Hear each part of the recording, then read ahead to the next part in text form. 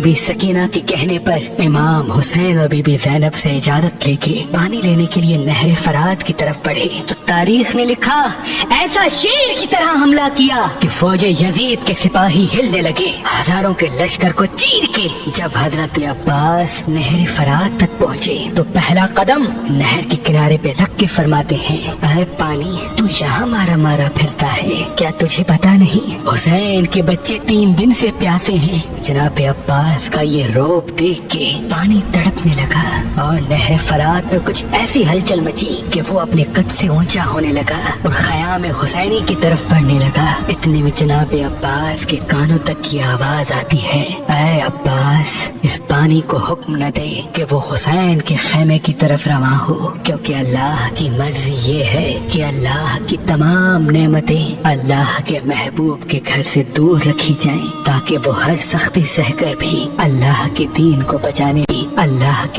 बचाने में कामयाब हो। ऐ अब्बास ये शुजाअत का इम्तिहान नहीं, सब्र का इम्तिहान है। जनाब अब्बास जैसे ही अपने बाबा के लहजे को महसूस करते हैं तो फरमाते हैं, ऐ मेरे बाबा मैं तो अपने आका के बच्चों के लिए पानी लेने आया हूँ। फिर आवाज आती है, ऐ अब्बास जो तू पानी मश्क में भर रहा है ये पानी रसूल अल्लाह के बच्चों की प्यास नहीं बुझाएगा, क्योंकि जैसे ही तुम लश्कर की तरफ पलटोगे तुम्हें शहीद किया जाएगा।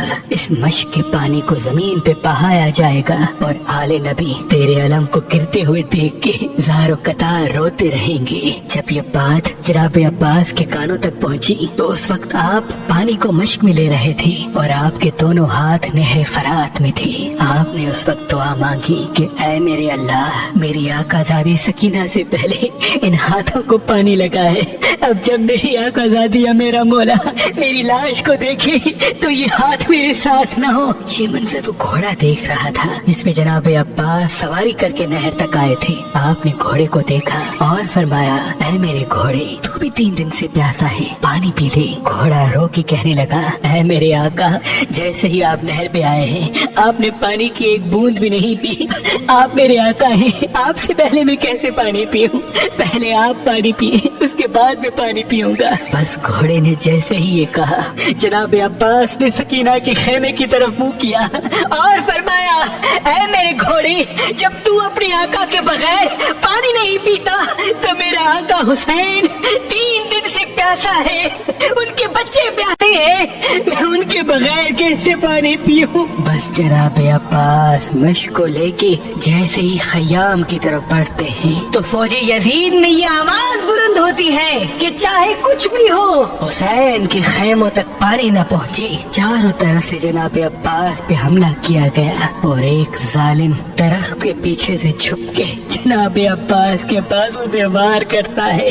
जनाब अब्बास का एक बाजू कलम हो जाता है, आप मश्क को अलम दूसरे बाजू में संभाल के तेज तेज खैमे की तरफ बढ़ते हैं। जब आपका दूसरा बाजू भी कलम हो जाता है आप मश्क को अलम अपने मुंह में संभाल के तेज तेज खैमों की तरफ बढ़ ही रहे थे कि लश्कर ने तीरों की बारिश जनाब अब्बास पे कर दी। एक तीर जनाब अब्बास की आंख में लगा, कई तीर जनाब अब्बास के जिस्म में लगे और एक तीर जनाब अब्बास की मश्क में लगा। मश्क का पानी बहने लगा। जनाब अब्बास ने जब बहते हुए पानी को देखा दूर से बीबी सकीना और इमाम हुसैन को सलाम किया। इतने में एक जालिम गुर्द जनाब अब्बास के सर पे मारता है, आप घोड़े की ज़ीन से जमीन पे आते हैं। तारीख ने लिखा कि अरब की सरजमीन पे जनाब अब्बास से बड़ा किसी का कद न था, लेकिन जनाब अब्बास की कब्र मुबारक उस कद के मुकाबले बहुत छोटी है। तो एक मर्तबा इमाम जाफर सादिक से पूछा गया कि ऐ नवासा रसूल जनाब अब्बास का कद तो बहुत बड़ा था लेकिन उनकी कब्र इतनी छोटी क्यों है? इमाम जाफर सादिक अपने सर से अमामा उतार के चीख के रो के कहते हैं कि जब मेरा अब्बास घोड़े की ज़ीन से जमीन पे आया तो चारों तरफ से फौजी यजीद ऐसा हमला करती है कि जनाब अब्बास का पूरा जिस्म से जुदा कर देती है। इमाम हुसैन जब जनाब अब्बास की लाश तक पहुंचते हैं तो उनकी लाश साबित नहीं होती। कहीं से जनाब अब्बास के बाजू चुनते हैं, कहीं से जिस्म के दूसरे हिस्से, और जनाब अब्बास के जब चेहरे को देखते हैं तो एक आंख में तीर होता है और